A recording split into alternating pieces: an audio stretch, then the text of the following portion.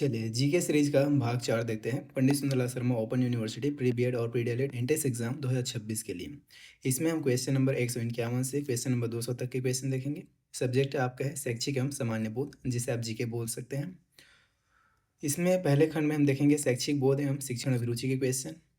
आगे फिर जीके और करंट अफेयर, उसके अलावा छत्तीसगढ़ सामान्य ज्ञान, सामान्य विज्ञान, इन सब के क्वेश्चन देखेंगे। पहला क्वेश्चन है, शिक्षा बिना बोझ के लर्निंग विदाउट बर्डन रिपोर्ट 1993 किस समिति द्वारा प्रस्तुत की गई थी? कोठारी समिति, राममूर्ति समिति, प्रोफेसर यशपाल समिति, कस्तूरी रंगन समिति। राइट आंसर क्या हो जाएगा? तो ऑप्शन सी, प्रोफेसर यशपाल समिति। ऑपरेशन ब्लैक बोर्ड योजना किस राष्ट्रीय शिक्षा नीति का परिणाम थी? राष्ट्रीय शिक्षा नीति 1968, राष्ट्रीय शिक्षा नीति 1986, राष्ट्रीय शिक्षा नीति 2020, उपयुक्त में से कोई नहीं। इसका सही उत्तर हो जाएगा ऑप्शन बी, राष्ट्रीय शिक्षा नीति 1986। दीक्षा पोर्टल का पूर्ण रूप क्या है? इसका फुल फॉर्म आपको बताना है। तो याद रखेंगे, इसका फुल फॉर्म क्या होता है? Digital infrastructure for knowledge sharing. Option B इसका सही उत्तर हो जाएगा। यदि कोई छात्र आपकी कक्षा में अक्सर देर से आता है तो एक शिक्षक के रूप में आप क्या करेंगे? उसे कक्षा से बाहर खड़ा कर देंगे, प्राचार्य से उसकी शिकायत करेंगे, उसके देर से आने का कारण जानने का प्रयास करेंगे, उस पर ध्यान नहीं देंगे। इसमें देखिए ए, बी और डी, ये तीनों क्या है? निगेटिव है। सबसे अप्रोप्रिएट राइट आंसर क्या है? तो ऑप्शन सी, उसके देर से आने का कारण जानने का प्रयास करेंगे और फिर समाधान करेंगे उसके अकॉर्डिंग। ठीक है। रचनात्मक मूल्यांकन फॉर्मेटिव असेसमेंट का मुख्य उद्देश्य क्या है? छात्रों को ग्रेड और रैंक देना, ये तो उसका उद्देश्य नहीं है। सीखने की प्रक्रिया के दौरान छात्रों की प्रगति जानना और सुधार करना।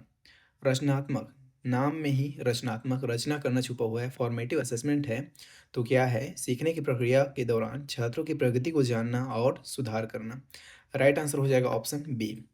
केवल वर्ष के अंत में परीक्षा लेना नहीं होगा, छात्रों को फेल या पास को घोषित करना, ये भी उसका उद्देश्य नहीं है। ठीक है। शिक्षा का अधिकार आरटीई अधिनियम 2009 के तहत किस आयु वर्ग के बच्चों के लिए शिक्षा मुफ्त और अनिवार्य है? 6 से 14 वर्ष। याद रखेंगे, ऑप्शन ए ही इसका सही उत्तर हो जाएगा। और अगर दिव्यांग बच्चों के बारे में पूछा जाए तो ये उम्र हो जाता है 6 से 18, 6 to 18 ईयर्स। ठीक है, इसे भी आप लोग याद रखेंगे। ये किसके लिए है? तो ये है दिव्यांगजन के लिए।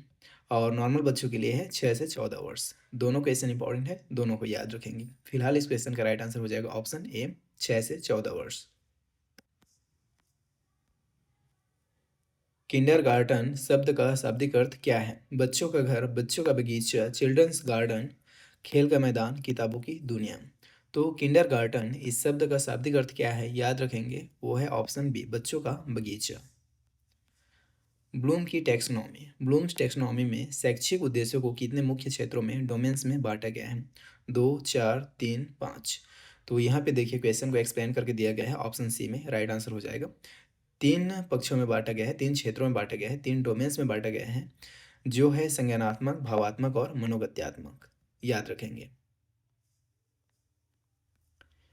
इंदिरा गांधी राष्ट्रीय मुक्त विश्वविद्यालय इग्नू की स्थापना किस वर्ष की गई थी? कई बार ये क्वेश्चन पूछा जा चुका है, आगे भी पूछा जा सकता है, याद रखेंगे। 1975, 1980, 1985, 1990। राइट आंसर क्या हो जाएगा? 1985। अभिभावक शिक्षक बैठक पीटीएम का सबसे महत्वपूर्ण उद्देश्य क्या होता है? स्कूल की फीस वसूलना? बिल्कुल नहीं। छात्रों की कमियों को उजागर करना? बच्चे के समग्र विकास के लिए अभिभावक और शिक्षक का मिलकर काम करना? स्कूल की नीतियों का प्रचार करना? ये भी नहीं होगा। और कमियों को उजागर करना भी नहीं है। राइट आंसर क्या है? ऑप्शन सी, बच्चों के समग्र विकास के लिए अभिभावक और शिक्षक का मिलकर काम करना, ये होता है उसका मुख्य उद्देश्य। Option C will be right answer. आगे देखते हैं समसामयिकी, करंट अफेयर्स एवं सामान्य ज्ञान के क्वेश्चन। 2023 के आईसीसी क्रिकेट विश्व कप पुरुष का खिताब किस देश ने जीता? भारत, ऑस्ट्रेलिया, इंग्लैंड, दक्षिण अफ्रीका। तो 2023 में पूछा गया है तो राइट आंसर हो जाएगा ऑस्ट्रेलिया। 2024 में भारत रत्न से सम्मानित व्यक्तियों में इनमें से कौन शामिल नहीं है? जो 2023 में भारत रत्न सम्मान से सम्मानित नहीं हुआ है उसको आपको बताना है। Karpoori Thakur, doctor Manmohan Singh, Lal Krishna Advani, M S Swaminathan. तो इसमें देखिए कौन-कौन है जिसको भारत रत्न से सम्मानित किया गया था 2024 में, उसे पहले जान लीजिए। तो कर्पूरी ठाकुर को सम्मानित किया गया था, लाल कृष्ण आडवाणी और एम.एस. स्वामीनाथन, इन तीनों को सम्मानित किया गया था। इस लिस्ट में मनमोहन सिंह शामिल नहीं है, डॉक्टर मनमोहन सिंह, ये गलत है और पूछा ही नहीं है, इसीलिए जो गलत है वही क्या है, सही है। ऑप्शन बी इसका सही उत्तर हो जाएगा।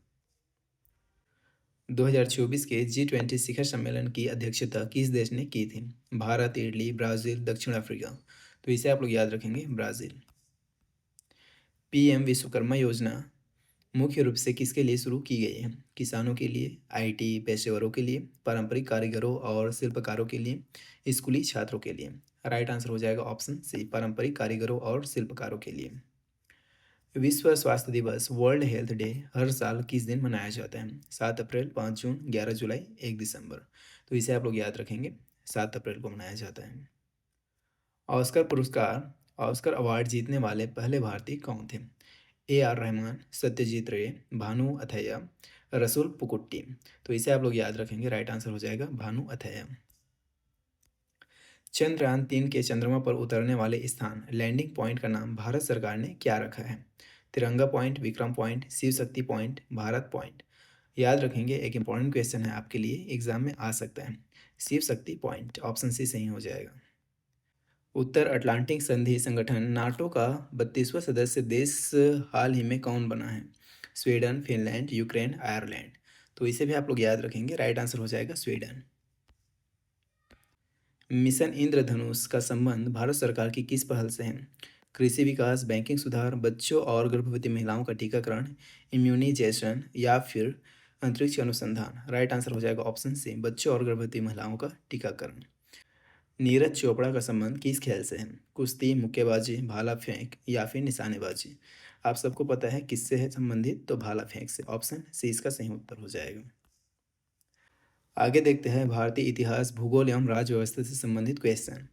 ब्रह्म समाज की स्थापना किसने की थी? स्वामी दयानंद सरस्वती, स्वामी विवेकानंद, राजा राम मोहन राय, ईश्वर चंद्र विद्यासागर। तो ये क्वेश्चन भी पूछा गया क्वेश्चन है, ऑलरेडी एग्जाम में पूछा जा चुका है। याद रखेंगे, आपके एग्जाम में भी आ सकता है। इसका राइट आंसर क्या हो जाएगा? तो ऑप्शन सी, राजा राम मोहन राय। जलियांवाला बाग हत्याकांड किस वर्ष हुआ था? 1905, 1919, 1922, 1923। तो कब हुआ था? 1919 में। स्वतंत्र भारत के प्रथम भारतीय गवर्नर जनरल कौन थे? डॉक्टर राजेंद्र प्रसाद, सरदार वल्लभ भाई पटेल, चक्रवर्ती राजगोपालाचारी या फिर लॉर्ड माउंटबेटन। तो इसे आप लोग याद रखेंगे, राइट आंसर हो जाएगा ऑप्शन सी, चक्रवर्ती राजगोपालाचारी। हमारे सौरमंडल में सूर्य के सबसे निकट का ग्रह कौन सा है? बुध, मरकरी, शुक्र, वीनस, मंगल, मार्स, पृथ्वी, अर्थ। तो सबको पता होना चाहिए, राइट आंसर क्या है? ऑप्शन है बुध, मरकरी। भारत के किस राज्य की तट रेखा, कोस्ट लाइन सबसे लंबी है? महाराष्ट्र, गुजरात, आंध्र प्रदेश, तमिलनाडु। तो याद रखेंगे गुजरात का, ऑप्शन बी सही हो जाएगा। गिर राष्ट्रीय उद्यान, गिर नेशनल पार्क किस जानवर के संरक्षण के लिए प्रसिद्ध है? बंगाल टाइगर, एशियाई शेर, एक सींग वाला गैंडा, हिम तेंदुआ। तो गिर राष्ट्रीय उद्यान किसके लिए प्रसिद्ध है? तो एशियाई शेर, एशियाटिक लायन। ऑप्शन बी इसका सही उत्तर हो जाएगा। भारतीय संविधान का अनुच्छेद 17 आर्टिकल 17 किससे संबंधित है? उपाधियों के अंत से, अस्पृश्यता, छुआछूत के अंत से, बोलने की स्वतंत्रता से, प्राण और दैहिक स्वतंत्रता से। तो राइट आंसर हो जाएगा ऑप्शन बी, अस्पृश्यता, छुआछूत के अंत से। भारत का राष्ट्रपति प्रेसिडेंट बनने के लिए न्यूनतम आयु सीमा क्या है? 25 वर्ष, 30 वर्ष, 35 वर्ष, 40 वर्ष। राइट आंसर हो जाएगा 35 वर्ष। भारत के मुख्य चुनाव आयुक्त, चीफ इलेक्शन कमिश्नर की नियुक्ति कौन करता है? राष्ट्रपति, प्रधानमंत्री, भारत के मुख्य न्यायाधीश, संसद। तो इसे आप लोग याद रखेंगे, राष्ट्रपति। ऑप्शन ए सही हो जाएगा। भारतीय मुद्रा रुपये के प्रतीक चिन्ह का डिजाइन किसने तैयार किया था? डी उदय कुमार, पिंगली वेंकैया, बिमल पटेल या फिर रघुराम राजन। तो इसे आप लोग याद रखेंगे, ऑप्शन ए सही हो जाएगा, डी उदय कुमार। आगे देखते हैं सामान्य विज्ञान से कुछ इंपॉर्टेंट क्वेश्चन। विटामिन ए का रासायनिक नाम क्या है? पिछले वीडियो में मैंने बताया है, इसकी कमी से क्या होता है? रतौंधी होता है। और इसका रासायनिक नाम क्या है? रेटिनॉल है। ऑप्शन ए सही हो जाएगा। मनुष्य का रक्तचाप ब्लड प्रेशर मापने के लिए किस उपकरण का उपयोग किया जाता है? Stethoscope, sphygmomanometer, barometer, ECG. तो राइट आंसर हो जाएगा ऑप्शन बी, स्फिग्मोमैनोमीटर। वायुमंडल की ओजोन परत को मुख्य रूप से किस गैस से नुकसान पहुंचता है? Carbon dioxide, nitrogen, chlorofluorocarbon, oxygen. आप सबको पता है क्लोरोफ्लोरोकार्बन से। ऑप्शन सी इसका सही उत्तर हो जाएगा। किस धातु को हवा में खुला छोड़ने पर आग पकड़ने से बचाने के लिए कैरोसिन मिट्टी के तेल में डुबोकर रखा जाता है? लोहा, सोडियम, एल्यूमिनियम, तांबा। राइट आंसर हो जाएगा सोडियम। ऑप्शन बी इसका सही उत्तर हो जाएगा। निकट दृष्टि दोष मायोपिया को दूर करने के लिए चश्मे में किस लेंस का प्रयोग किया जाता है? अवतल लेंस, कॉनकेव लेंस, उत्तल लेंस, कॉन्वेक्स लेंस, बेलनाकार लेंस या फिर बाईफोकल लेंस। तो बेलनाकार लेंस और बाईफोकल लेंस नहीं होगा। अब इन दोनों में से एक राइट आंसर है। तो इसे याद रखने के लिए आप एक ट्रिक याद रखेंगे, दूना। ये मैंने लिख दिया यहाँ पे दूना। तो इसे देखिए, अब यहाँ पे डी मतलब दूर हो गया, यू मतलब हो गया उत्तर। तो दूरदृष्टि दोष के लिए उत्तल लेंस, और एन मतलब निकट, ए मतलब अवतल। तो निकट दृष्टि दोष के लिए अवतल लेंस का इस्तेमाल होता है। तो राइट आंसर हो जाएगा ऑप्शन ए। ठीक है।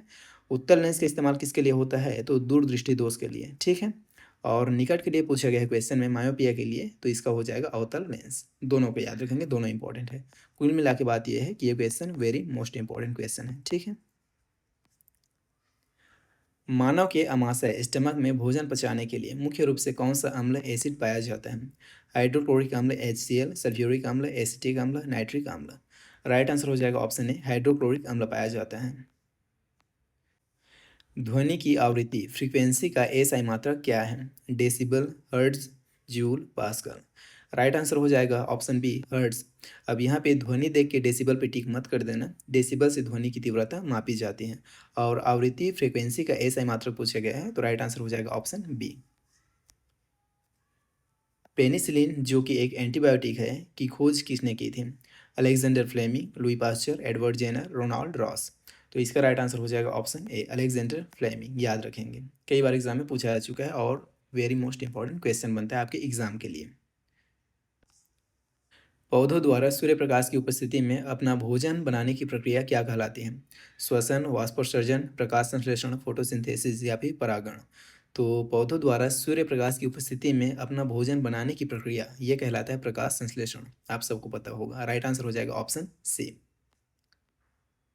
पृथ्वी पर पाया जाने वाला सबसे कठोर प्राकृतिक पदार्थ हार्डेस्ट नेचुरल सब्सटेंस कौन सा है? ग्रेफाइट, हीरा, डायमंड, लोहा, क्वार्ट्ज। तो इसमें राइट आंसर हो जाएगा ऑप्शन बी, हीरा, डायमंड। आगे देखते हैं छत्तीसगढ़ सामान्य ज्ञान। यहाँ से भी आपके एग्जाम में क्वेश्चन पूछा जाता है। मिनी माता बांगो बांध छत्तीसगढ़ की किस नदी पर निर्मित है? महानदी, शिवनाथ, हसदेव, अरपा। तो मिनी माता बांगो बांध किस नदी पर स्थित है? हसदेव नदी पर। ऑप्शन सी सही हो जाएगा। विश्व प्रसिद्ध गौर नृत्य बाइसन हॉर्न डांस छत्तीसगढ़ की किस जनजाति द्वारा किया जाता है? उरांव, बैगा, माड़िया, कमार। तो इसका राइट आंसर हो जाएगा ऑप्शन सी, माड़िया जनजाति। प्रसिद्ध कुटुमसर की गुफाएं कुटुमसर केव्स किस जिले में स्थित हैं? बस्तर, सरगुजा, रायगढ़, कांकेर। तो बस्तर में है। ऑप्शन ए इसका सही उत्तर हो जाएगा। छत्तीसगढ़ी भाषा की पहली फिल्म कौन सी थी? मोर छैहा भुइयां, कही देबे संदेश, मया, झन भूला माँ बाप ला। तो राइट आंसर हो जाएगा ऑप्शन बी, कही देबे संदेश। बैलाडीला की खदानें मुख्य रूप से किस खनिज के लिए पूरे विश्व में प्रसिद्ध हैं?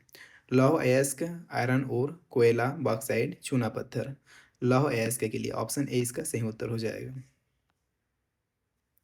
छत्तीसगढ़ी राजभाषा दिवस प्रतिवर्ष कब मनाया जाता है? 1 नवंबर, 14 जनवरी, 1 सितंबर, 28 नवंबर। तो छत्तीसगढ़ी राजभाषा दिवस प्रतिवर्ष 28 नवंबर को मनाया जाता है। ऑप्शन डी इसका सही उत्तर हो जाएगा। प्रसिद्ध राजिम कुंभ राजिम माघी पुन्नी मेला किन तीन नदियों के संगम पर लगता है?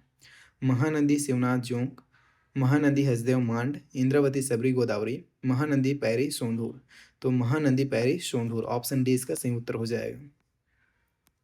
छत्तीसगढ़ का एकमात्र स्वामी विवेकानंद अंतर्राष्ट्रीय हवाई अड्डा कहाँ स्थित है? रायपुर, बिलासपुर, जगदलपुर, अंबिकापुर। आप सबको मालूम होना चाहिए, रायपुर में। ऑप्शन ए इसका सही उत्तर हो जाएगा। छत्तीसगढ़ी भाषा के प्रथम व्याकरण के रचयिता कौन हैं, जिन्हें छत्तीसगढ़ का पाणिनि भी कहा जाता है? पंडित सुंदरलाल शर्मा, हीरालाल काव्योपाध्याय, मुकुटधर पांडे, लोचन प्रसाद पांडे। तो हीरालाल काव्योपाध्याय, ऑप्शन बी इसका सही उत्तर हो जाएगा। अचानक मार वन्यजीव अभयारण्य, अचानक मार वाइल्ड लाइफ सेंचुरी छत्तीसगढ़ के किस जिले में स्थित है? Gariaband, Kabirdham, Mungeli, Korea. Right answer हो जाएगा ऑप्शन सी, मुंगेली। तो इस तरीके से इस वीडियो में हमने क्वेश्चन नंबर 151 से क्वेश्चन नंबर 200 तक के क्वेश्चन देखे और डेफिनेटली सभी क्वेश्चन आपको समझ में आया होगा। मिलते हैं अगले पार्ट में। Till then take care and bye.